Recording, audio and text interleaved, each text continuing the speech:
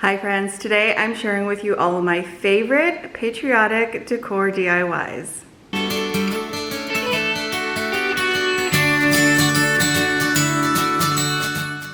So summer is upon us and I wanted to share with you guys some of my favorite DIYs. I love decorating in all things red, white, and blue for summer.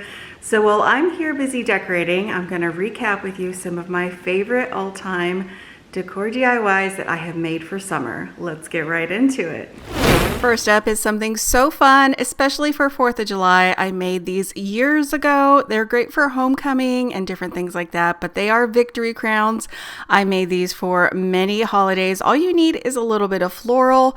You can pick up some red, white, and blue at Dollar Tree. They also sell these tinsel style garlands, and pick up some curling ribbon. That's all you'll need. You could make these for birthdays or any occasion. I like to make sort of 3 loops of that garland, cut off that piece, and then just start twisting it into place. Of course, you're going to want to maybe see if it fits the right head. I've done that and measured everybody before, and they're pretty easy from there. You just assemble them, adding your floral. I like to do the leaves along the back with a little bit of hot glue, then add the floral to the front, and it is super secure. Then you take as much or as little of the curling ribbon that you want and just twist it onto the back like so, and then go ahead and get your scissors and curl your ribbon. That's all there is to it, and these make any occasion super fun. Next up is one that is so simple. We're on to our next DIY, and this one is a hanging flag. So easy to make, and it's one of my all-time favorites. All you need is a few things from the Dollar Tree. I picked up a wooden sign. Now they have all different forms of signs, so you could do a square or circle, whatever you want. What I decided to do is go ahead and remove the signage on the sign and then paint it blue. I actually went in with a darker blue because I didn't like how bright that one was. And then I cut up some Dollar Tree lace ribbon. I took a little wooden star that I had on hand to trace out the shape on my sign, and then I went back in with some white paint, painting in my stars one at a time. Now, if you have a Cricut, you could use a Cricut. You could also use stickers.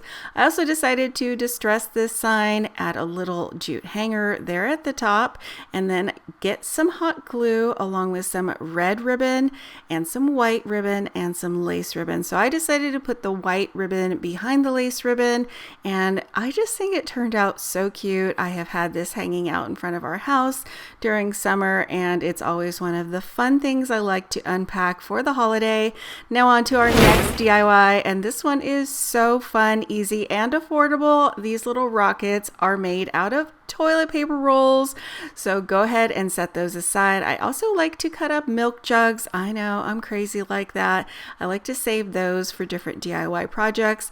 What I did is pick up one of these banners from the Dollar Tree, and I'm using that as my print, using my hot glue gun to attach them to each of my little toilet paper rolls. And now I'm taking a cleaned and cut up milk gallon to create the top of our little rocket, just hot gluing it together, trimming it down, and dry fitting it to the bottom of my rocket. I'm also covering it with a piece of that banner I picked up from the Dollar Tree. Those are actually paper, and so I decided to go ahead and cut off the edge of this one in the white and use it as sort of a piece of trim around the rocket.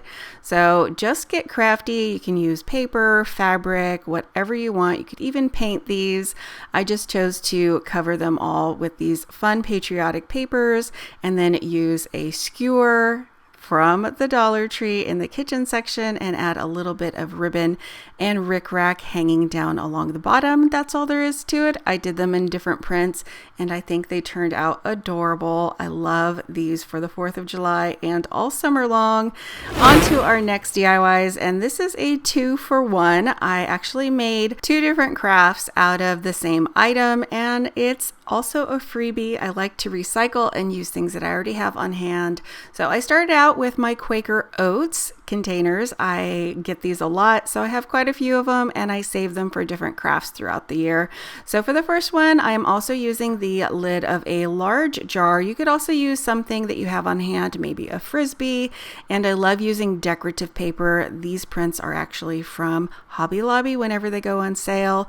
Just cutting it down to fit on the inside right there. there, and then I'm going to use some more decorative paper from Hobby Lobby to cut out and cover the entire oatmeal can with. I like to use Mod Podge for this and give it a little coat and then go ahead and adhere. I did the stripes on the bottom, and I decided to leave the top open and plain so that I could add the star print. And you can always give it a final coat of Mod Podge once you get the star print on along the top. I think that this is very fun for 4th of July. It would be a great little centerpiece for any table, and it's definitely an affordable option if you want to make a few last minute pieces for your 4th of July celebration. Then all you have to do is take your oatmeal can, add a little hot glue around the base of it, and add it to whatever flat item you chose. I did spray paint mine dark blue, and now I have an Uncle Sam's hat as a piece of decor.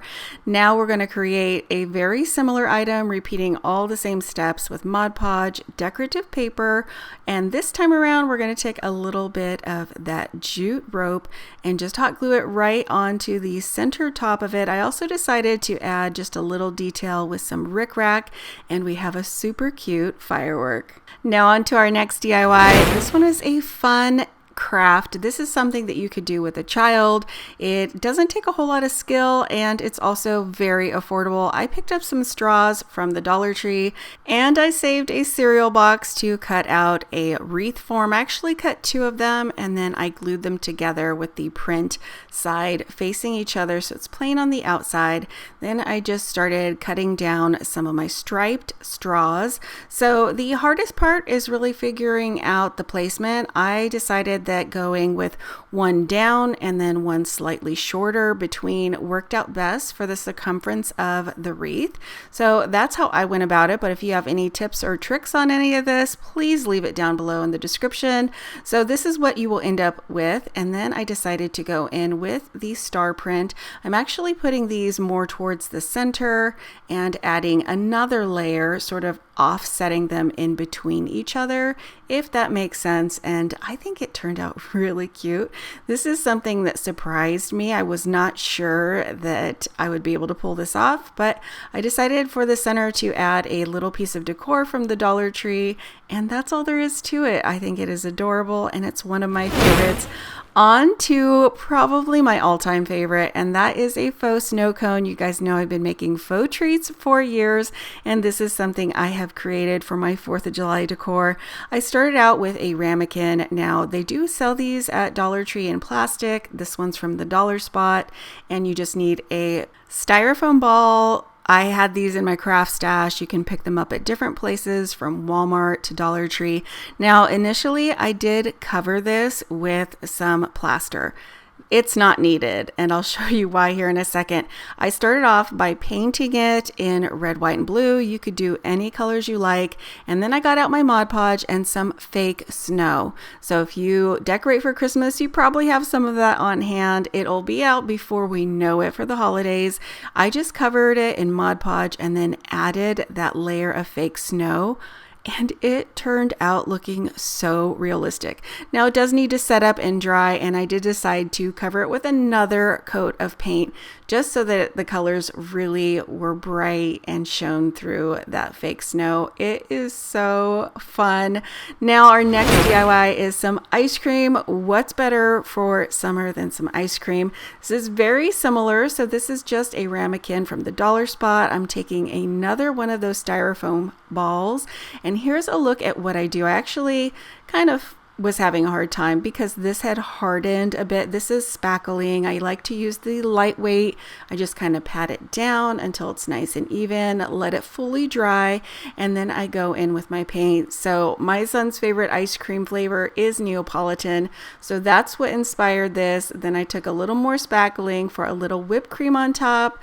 I touched it up with some white paint, and then I added a cherry on top. And for our last DIY for summer, I am showing you guys how to make a really cute mint chocolate chip ice cream cone. That's my husband's favorite. So same process. I took a cone ramekin from the Dollar Spot, added a styrofoam ball, and then I coated it with lots of that lightweight spackling, and I let it kind of drip over the edges and be uneven like an ice cream cone.